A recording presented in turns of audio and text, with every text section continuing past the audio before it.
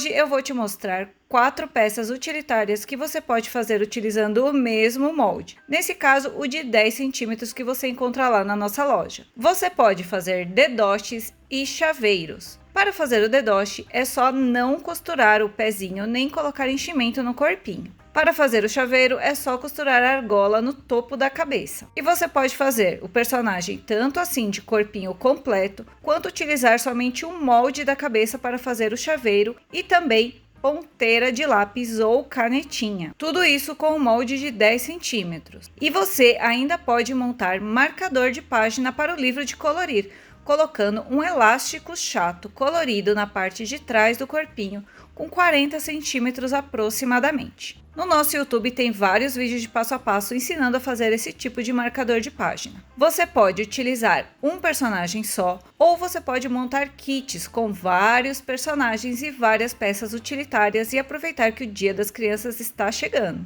E para mais informações sobre essa apostila, dá uma olhadinha aqui embaixo na descrição do vídeo.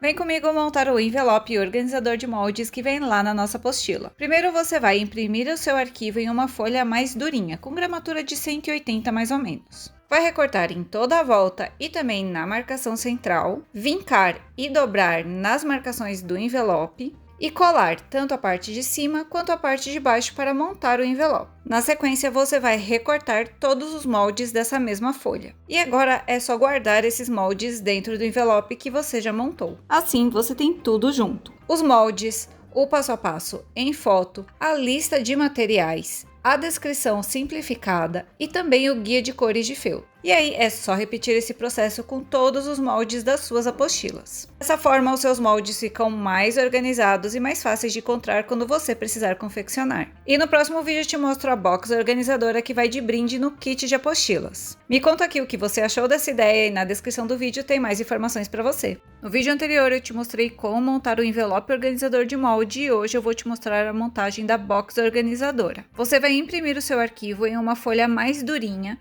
para que ela fique mais firme. Vai recortar em toda a volta, vincar e dobrar nas marcações. Depois você vai colar primeiro a lateral da caixa e depois a parte do fundo. Esse arquivo vai como brinde no kit das apostilas que você encontra lá na nossa loja. Dessa forma, você tem uma caixinha organizadora de moldes. Nela você vai guardar os envelopes com os moldes que eu já mostrei como fazer lá no outro vídeo. Dessa forma, você tem tudo organizadinho para começar a confeccionar as suas peças em feltro. Seu espaço ficará assim mais organizado e o seu dia a dia de trabalho também. Agora me conta se você já conhecia esse nosso modelo de apostila e não esquece de dar uma olhadinha aqui embaixo na descrição do vídeo que tem mais informações para você.